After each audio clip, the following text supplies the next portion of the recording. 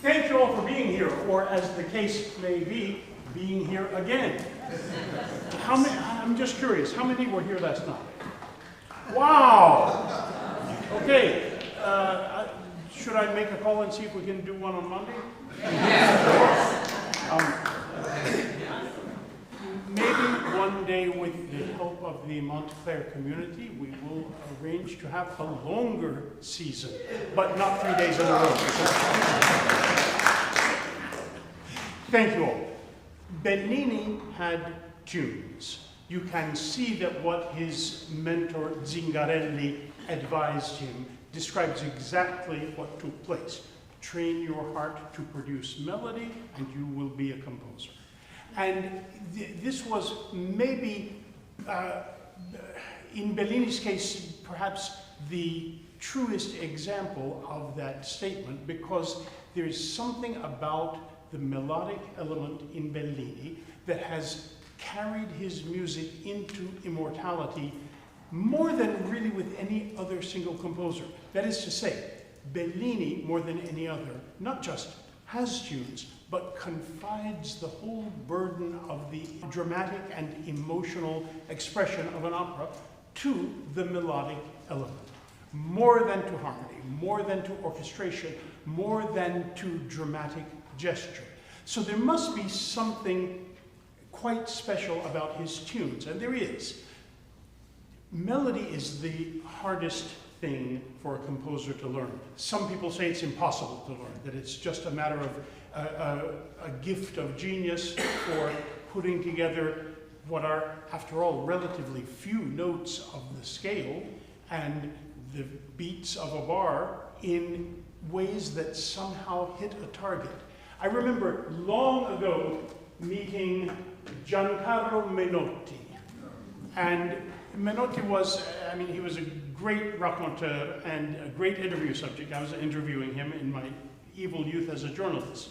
And he had something on his mind. He showed up very late for lunch, and maybe because he was thinking about this. But he sang, I will play. Why is this a melody?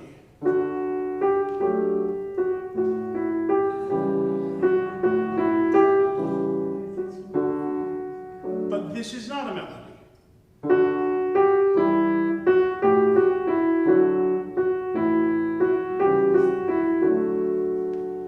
Same pitches, same rhythm, just in a different order. But well, I thought at the time, you know, if you knew the answer, your royalties would be so high. But I think he would have wanted to fill his operas with melody if he had been given the knack for it. And Bellini had that knack. And when we try to answer the question, how did he have it? What makes his melody special? There's something a little, perhaps surprising, because they were not of infinite variety. They tend to resemble each other. If we just take, just La Sonnambula, let's say we start with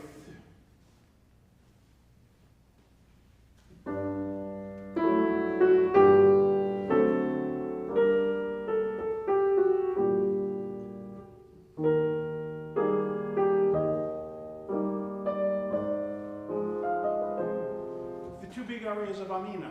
Notice that they have exactly the same rhythm, the exact same motion through the beats of the bar. If we go to Capuletti and play,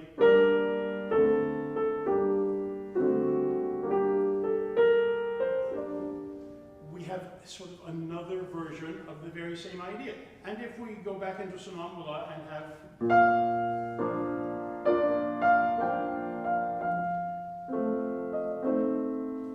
what do these have in common? They're all in 4 beats to the bar. They all start on the downbeat, and they all proceed to the next downbeat and then have a little tag after that downbeat. So it's either or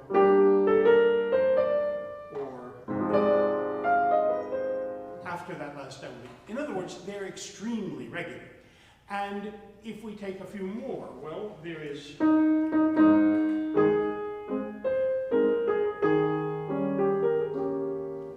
that's exactly the same rhythm plus 2 pickup notes. And if we say, again, same thing but with two pickups, or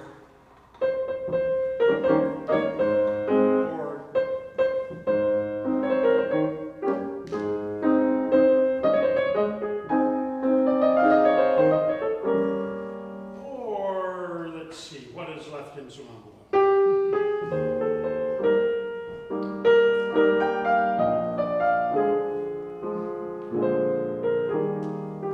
Why do they resemble each other so much? Partly for this reason. In Italian opera, poetry determines melodic rhythm. And poetry was very important to Bellini. He was actually better educated in the belles lettres, in the literary sophistication than most musicians at his time. He read the classics widely, he could do translations, he was familiar, very immersed in the classics of Italian poetry, Dante, Petrarca, Ariosto, Torquato Tasso, and so forth. And he had a really strong sense of poetic line. And his melodies almost always follow the most obvious rhythmic way of reading a poetic line. And that is one reason they resemble each other so much. And perhaps one reason he found so many shades of beauty within that regularity. You would think that a composer would become boring if the forms are limited. But many composers have proved this untrue. Domenico Scarlatti, more than 500 keyboard sonatas in the same basic format, and yet by narrowing his focus down to that one little form, he discovered more variety in it than could be imagined by any other. Same with Chopin and the mazurka. One follows another. They're all in the same form, and yet, wow, what a world of differences and expressions and tints and colors and surprises and moods in the mazurkas of Chopin. Bellini's melodies are a little like that. And so, if that is the case, if it is his melodies that hypnotize us, as they kind of do, I mean, Wagner said they are more beautiful than one's dreams. We quote that all the time. I think we even have it on a T-shirt. And Verdi said that he was in awe of the melodies that he called lunghe, long melodies. And by long, he means that Bellini can keep spinning out this melodic style and this following of the chant-like rhythm of the poem without relying on an element of musical repetition, which is usually necessary to stretch a melodic idea out to the distance of a movement or a piece of music. And Bellini, famously, this gorgeous aria, that's never going to come back. It sticks in your memory forever, but he doesn't repeat it the way almost all composers do repeat the opening theme of their melodies. So I want to talk about the poetry, and there are two reasons for that. One for the role it played for Bellini himself, and the other for the role it plays in the drama. One thing that is difficult for those of us outside Italy, when we love Italian opera, but we maybe don't speak perfect Italian, or we don't have the habit of sitting down to read in Italian, and especially to read poetry in Italian. And that can limit our appreciation of the works, and it can especially limit the interpreters of the works, because to get under the skin of the music of Bellini, you must interpret also the verses. So I want to talk to you about not Bellini himself, but Felice Romani, his preferred librettist who wrote the texts of all his operas but his last, and he really regretted having a different librettist for that last one and swore that he would go back to working with Romani only. Unfortunately, he died instead, just shortly after the premiere of I Puritani, which is the one exception. But Romani, born in 1788, so older than most of the composers he famously collaborated with. He was, what does that make him, 13 years older than Bellini, a few years older than Rossini, about a decade older than Donizetti. He worked with all of them, and repeatedly, and also with Mercadante, Pavesi, Giovanni Pacini, Francesco Morlacchi, all the lesser Italian composers, or we think of them now as lesser, who were busy in that time period.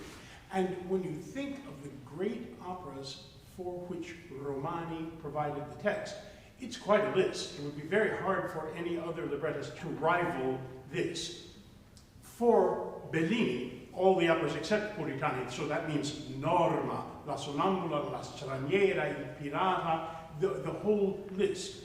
For Donizetti, Anna Bolena, and also the delights of L'Elisir d'Amore, the Elixir of Love, and also the thrusting drama of Lucrezia Borgia.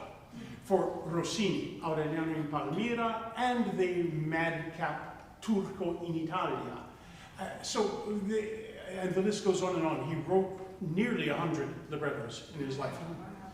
And his verses were so beautiful that once in a rehearsal of La Sonnambula itself, he wanted further tinkering with some of the verses in the final scene. And the great Giuditta Pasta, who was the first Norma, words by Romani, Sonnambula, words by Romani, Anna Bolena, words by Romani, Medea in Corinto of Giovanni Simone Meyer, words by Romani. So she said to Bellini in the rehearsal, Maestro, the words of Romani feel so wonderful in the mouth of the singer that they make you feel beautiful just to be saying them. And she prevailed in the little argument, and apparently those verses were not changed. But what is it that is so beautiful here? I'm going to just try to give you a few examples in Italian and then best effort to translate. There was a wonderful simplicity in stating basic sentiments in the most elegant and balanced poetic way. For instance, the Count Rodolfo. This is the classic Bellini melody.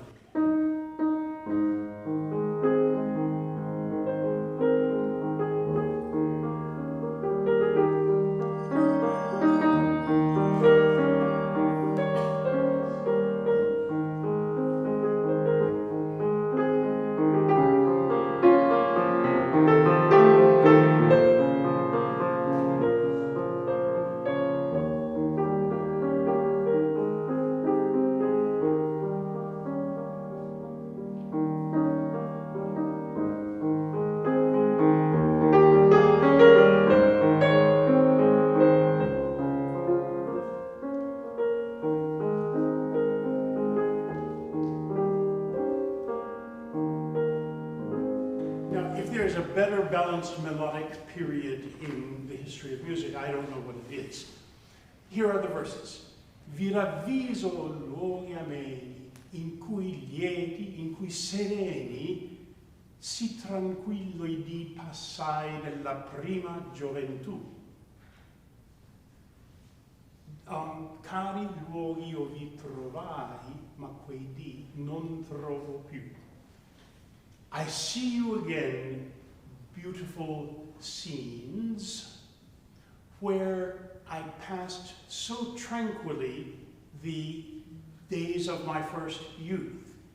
Dear scenes, I find you again, but the days I find no more. Well, we all sense that feeling of the passage of time, and as we get older, we are more keenly aware of the joys of youth and their place in our hearts and the fact that they will not come again. And so Romani is tapping into something absolutely universal and giving it the most shapely possible expression. Now, that is Count Rodolfo, who is thinking about the past. Then there's Amina, who is thinking about the future. And on her betrothal day, she sings, Come per me sereno oggi rinacque il dì, come per me fiori più bello e ameno. Ameno, as Rodolfo sings, di ravviso colmo gli ameni. So he is seeing them in the past and she is seeing them in the moment. How this day was reborn for me serenely. Mai di più lieto aspetto natura non brillò, amor lo colorò del mio diletto. Never did nature shine so brightly. The love of my beloved has colored it. So for her, the future and the present are making the day shine brighter, and the simplicity with which she can express that is the gift of Romani to the mouth of the singer. This is something that he could do over and over and over again. Nemorino singing about the furtive tear that he sees in Adina's eye. Lucrezia Borgia warning her husband to remember that he is her fourth husband, what happened to the first three. Anything he needs, sharp, funny, nostalgic, optimistic, mournful. Ah, non credea mirarti si presto estinto fiore, passassi al par d'amore che un giorno sol durò. Oh, I didn't think I would see you wither so soon, flower. You faded just like a love that lasted only for a day. And again, a jewel of a thought. And the poetry is so perfect that you could hold an audience enraptured just with a recitation of Romani's libretti. Of course, it'd have to be an audience that knows some Italian, but it's a good reason. I mean, poetry is a great reason to study any language and to acquire any second language or third language. And in the case of bel canto opera, we think it is necessary, even if the audience isn't going to understand all of those words. We think it is necessary for the singer to do what Zingarelli advised Bellini to do. Train your heart to make melody.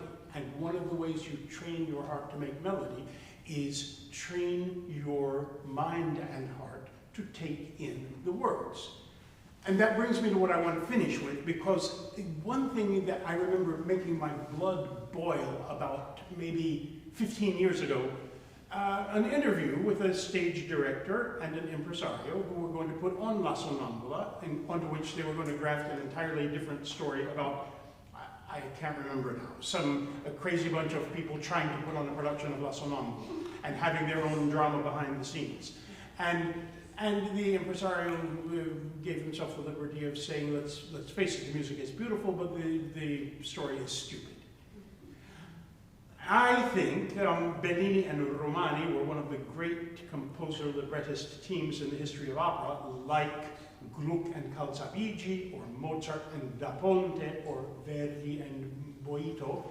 And so I guess I would say if a team like that produced something and I didn't get it, I would think very long before saying which one was stupid.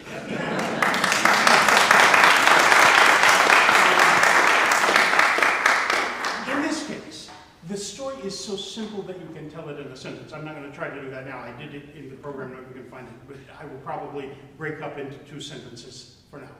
Simply that a young girl in a village on her wedding day turns out to be a sleepwalker, and when she wanders asleep into the hotel room of the visiting count, the community turns on her until they see her sleepwalking with their own eyes and understand the injustice they have done and wake her up to beg her forgiveness. Now, that's simple enough, and you can certainly say it's naive, but it is a great mistake to confuse naivete with simple-mindedness, because there is a real story happening here, and it doesn't just concern the sleepwalker. There's a whole cast of characters, and they all have particular qualities. All of them have something on their minds that is not the here and now and the future. Elvino, the bridegroom, is obsessed with his mourning for his departed mother. He shows up late to his wedding party because he stayed too long praying at her grave. He speaks of practically nothing else in the first scene, and he gives Amina, and tells her so, the ring that his father gave his mother, and may you make me as happy as she made him. And I mean, I think every woman in the audience is saying, watch out, watch out, watch out. Mama's boy, for sure. And sure enough, the moment he has any anxiety about whether he is loved as unconditionally as a mother loves a baby, he becomes jealous and suspicious, and that leads to the crisis of the story. So Elvino has something to learn. Meanwhile, there's Count Rodolfo. He is the hereditary count of the region, but he skipped out as a sort of a young prodigal son, and nobody knows where he went, and his father died without ever seeing the son again, and he has come back to sing about the scenes of his childhood, but he has come back incognito. He doesn't reveal himself. He is sort of still ambivalent about whether he is going to resume his place. And he is singing about lost youth and love, not quite facing the here and now. Then there is Lisa, the village innkeeper. She's got admirable qualities. She's an entrepreneur. She's fending for herself, but she is obsessed with Elvino. She thought he was going to marry her, and he doesn't want her anymore, and he's engaged to somebody else, but she is moaning about it still. And then there's Alessio, who is a can-do guy in the village, but he cannot help being a sort of a puppy dog hanging on to Lisa, who doesn't want him. So he's focusing in the wrong place as well. And then there is the Amina's mom, who is wonderful to her daughter, but cannot resist gossip, and so she has a lot to say about the old count and the young count who vanished and the ghost that walks at night. Of course, that's actually the sleepwalker. Nobody knows it until we see it. So she's a gossip and you know, very into the affairs of others. And the whole village is full of gossipers. You will notice that the chorus, once it enters the stage in La Sonnambula, almost never leaves. In fact, in a way, the protagonist of La Sonnambula is the village. So what happens? Amina is a sleepwalker and creates trouble. She goes to Lisa's inn, where Lisa can see her sleepwalking into the hotel room of the count. And so, of course, she sees that as a chance to break up Elvino and Amina, which almost works. Because, of course, Elvino comes in and thinks that she was just about to have a hookup with this handsome stranger who happened to come into town. And so the crisis has to be resolved. And the village decides to go up to the castle. They have figured out by now that the stranger who arrived in Act 1 is the Count, so they know where to find him in the castle. And they're going to ask him to take his role as the arbiter of things in the community, as feudal lords were supposed to do, to make sure justice is done. The Count, who was, you know, in the hotel room that the sleepwalker wandered into, heard people coming and thought, I can't be caught here with her. What are they going to think? And so he winds up leaving by the same window that she came in by. In other words, he's kind of dodging responsibility, the same way he dodged responsibility all those years ago when he left his household and went off into the world and nobody knew what became of him. So he too has something to learn. In fact, they all do. And Amina's sleepwalking turns out to teach them their lesson. But not without the help of the community, because they have to go make the Count come back into the village and stand up for justice, which he does, and he explains somnambulism because he has seen it with his own eyes. And the others are skeptical of this, and Elvino thinks he's just making an excuse because he was really trying to seduce Amina, and he doesn't believe the sleepwalking nonsense until they all see her with their own eyes. And then they are worried for her safety because she's up on this high bridge and she could fall, and they are really, really sorry they ever doubted her. So when she wakes up, all those other problems have been resolved. her sleepwalking was symbolic of the life lessons needed by the rest of the cast of characters, and the happy ending is their ability to progress into the future and live life more as it should be. Lisa learns that she ought to be more honest and not try to manipulate other couples, and the Count learns that he should, man up and take his hereditary responsibilities. Elvino learns he should be more trusting. What does Amina herself learn? Anybody got a suggestion? She learns to forgive.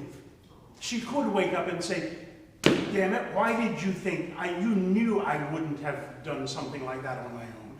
But no, she says, don't mingle any human feeling with the content that is filling my soul in this moment. So she forgives the wrong done her, and the whole opera stands, as opera semiseria was supposed to do, as a model for the resolution of human conflict in the most positive possible way. That is what this genre of opera did. That is what Romani composed so beautifully into the poem. Those themes of each other person's, let's say, non-awakeness is way too consistent to be accidental. And for that to be in a story about the one who is wide awake when she's awake and is looking to the future, but then sleepwalks to create the crisis that will wake up the rest of them, I don't think that's stupid. No. Yeah. Okay, I hope you enjoyed the show. Thank you for being here.